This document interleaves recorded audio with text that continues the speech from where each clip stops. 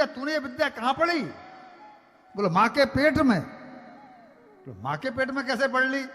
तब वो सुना कि जब मां नारद जी के आश्रम में रही थी तो नारद जी की दृष्टि मेरे ऊपर रहती थी, वो जो प्रवचन करते थे मैं सब सुनता था और वो मुझे सारा का सारा याद है। और जैसे ही उसने सुना तो उठा करके अपनी गोदी में से फेंक दिया बालक प्रहलाद को और आज्ञा दी कि ये तो मेरा दुश्मन है, ये तो नारद जी के द्वारा पढ़ाया हुआ है, इसको तुम्हारे पढ़ाने का कोई लाभ नहीं होने वाला। जो पढ़ गया उस विद्या को वो उस विद्या को पढ़ गया।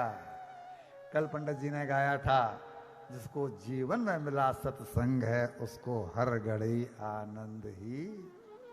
अब ये आनंद में रहने वाला है, अब ये दैत्य कुल की इच्छा को नहीं मार दो।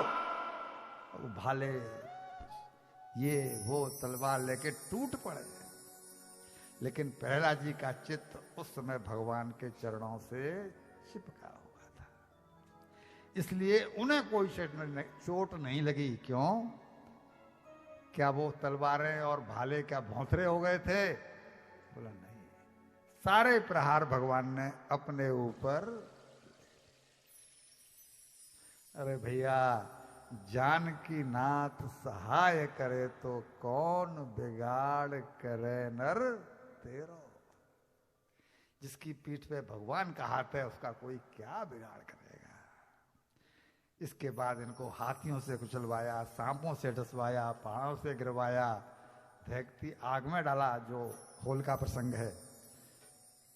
और एक बार इनको कोठरी में बंद करके, जब किसी से नहीं मरे तो कोठरी में बंद करके और ताला लगवा दिया, पैरा बैठा दिया कि भूख से तो मर ही जाएगा, खाना मत देना इसको। आज के बाद में खाना भी नहीं और पानी भी नहीं। पैरा बैठा दिया, पहरेदार बाहर बैठा दिए। उधर बैकुंठ में ठाकुर जी भोजन करने के लिए बैठे। 3 दिन हो गए भूखे भूखे। बैकुंठ में ठाकुर जी भोजन करने को बोले, बैठे। लक्ष्मी जी ने थाली परोसी। ठाकुर जी कौर मुंह तक लेकर के जाए पर कौर भीतर मुंह में नहीं घुस पावे। उनको लगे कि क्या बात है, मेरा हाथ आगे क्यों नहीं बढ़ रहा। लक्ष्मी जी से पूछा कि सृष्टि में कोई भूखा तो नहीं रह गया है? क्यों, ऐसा कैसे? बोले मेरे मुंह में ग्रास नहीं जा रहा। लक्ष्मी ने ध्यान लगाया, मैं अन्नपूर्णा हूं, मेरे रहते कोई भूखा कैसे रहेगा। ध्यान लगाया तो ध्यान में बात आया कि प्रहलाद भूखा।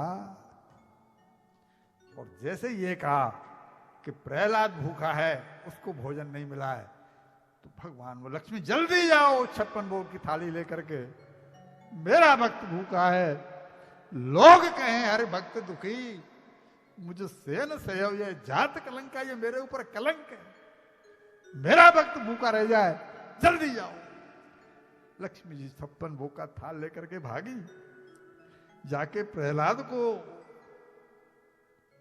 भोजन कराने लगे। भैया जी, भगवान भक्त की कमजोरी, जैसे जिसको 250 वो रहती है ना शुगर, मिठाई, उसकी कमजोरी बन जाता। बहू बेटे जब घर में नहीं होते हैं तो वो किचन में जाके फ्रीज को, उसकी मिठाई कमजोरी बन जाती है।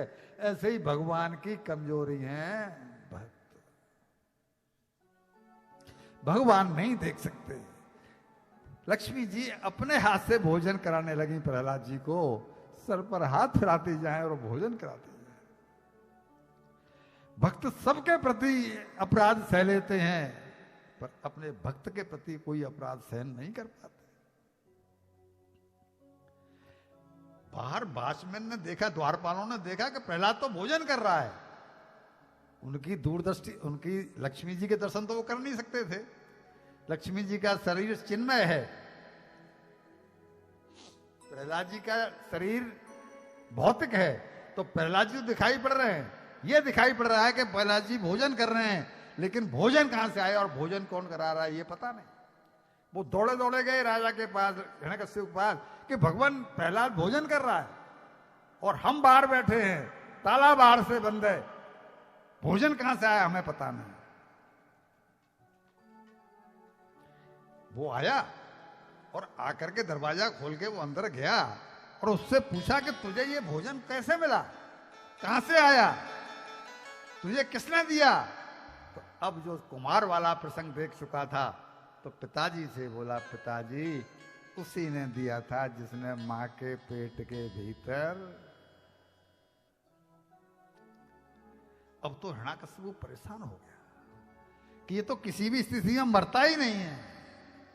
मारने वाला है भगवान, बचाने वाला